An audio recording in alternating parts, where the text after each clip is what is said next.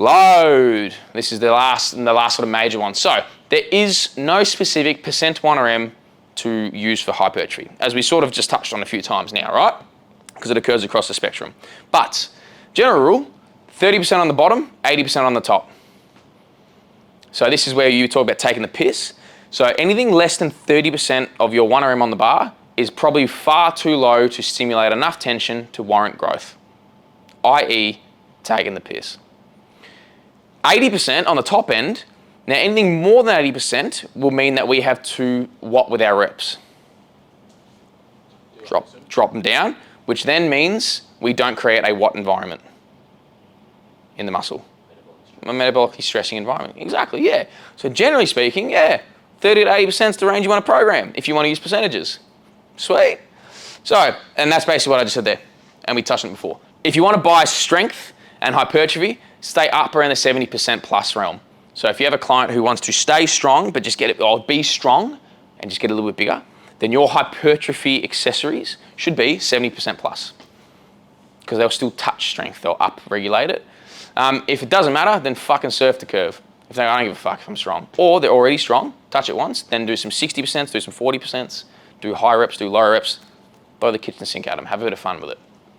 Because as long as we do volume and proximity to failure, it really doesn't matter. Sick. Who's RPE and RAR? We've all heard of it before. Does everyone know what reps in reserve is? Sick. So, much better for hypertrophy. I'm going to come out and say that now. Reps in reserve is what I would use and what I do use, all right? Reps in reserve and RP are far greater for prescribing intensity for hypertrophy gains than percentages, right? Not just because percentages can fluctuate, but generally it eliminates the idea of maybe one day 80% takes them to 5 reps and then another day 80% might take them to 3 and they die on the ass. Not that it matters, but you can have a bit more, potentially, I think anecdotally, some nervous problems there. If you're always just running them ragged, trying to over-program their load. And again, load doesn't matter, so why? Anyway, RAR, by its definition, will help ensure you hit the mark. So I pick RAR over RPE for this because I think it's better to understand for clients. And it literally, by nature, it's reps in reserve. It's literally how close to failure you are. It is literally the proximity to failure. Makes sense, right? So this is my prescription, and by my I mean the literatures, okay? We've sort of summarized it. 1 to 3 reps in reserve for big, heavy compound lifts. So if you're programming someone some squats, some deadies, some bench from that 6 to 12 range, give them 1 to 3 in the tank. 3 is close enough to failure if it's a genuine 3 reps in reserve. Sweet. Why do you reckon I say that and not just go to failure? Fucking cracker, perfect, 100%. Avoid too much damage, avoid the risk, because taking a 6 RM to failure, genuine failure, because 0 means failure. It doesn't mean I finished the rep. It means you that was it. You have fucking nothing left. Like you died getting that finished, right? So that's kind of risky if you've got a bar on your back, yeah, or a bar over your chest. So that's why keep 1 in the bank. Now, and again, because it doesn't have to go to failure. Then for low load or isolated stuff, so leg extensions, calf raises, whatever the fuck, send it to the fucking death. Balls out. 0 to 2. Go till you literally fail the last rep, or till there is nothing left, or keep 2 in the bank for your high stuff, because it's generally safer. And even if you're doing it with heavier, like I know I've said isolated stuff or accessory lifts, even if you're doing it with a squat, it's much easier to bail out of that than it is to something that's maybe 40 kilos heavier. It's far easier if they needed to bail out of it. That makes sense? Cracker, easy prescription, right? Training to and a failure is a necessity, but use it sparingly.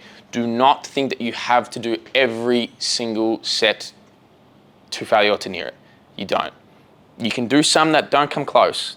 Right? You don't have to, because no matter how heavy the load is, going to or really close to failure is fucking taxing. It is hard, right? Even if it's 20% is too low, right? Taking the piss, 40%. It's gonna take it out of you. So don't think that every day we wanna be busting every set to the death. It might mean your 2 major lifts are to failure and the rest aren't. It might look like that. Don't think because you will kill your client eventually. Now that is an RPE to RAR scale, all right? So RPE and RAR are inversely related when it comes to this prescription. So what I mean by that is that an RPE 10 is a maximal effort. Literally, you did a beep test or a yo-yo and when you finished, you failed.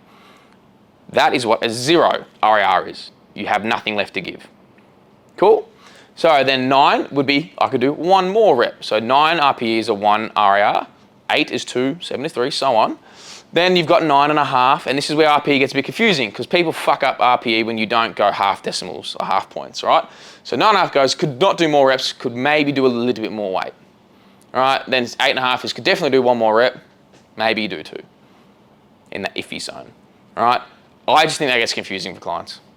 They get the 7s, 8, 9, I'm wrong in its own. They think 5 means 50%, not 70, 75, right?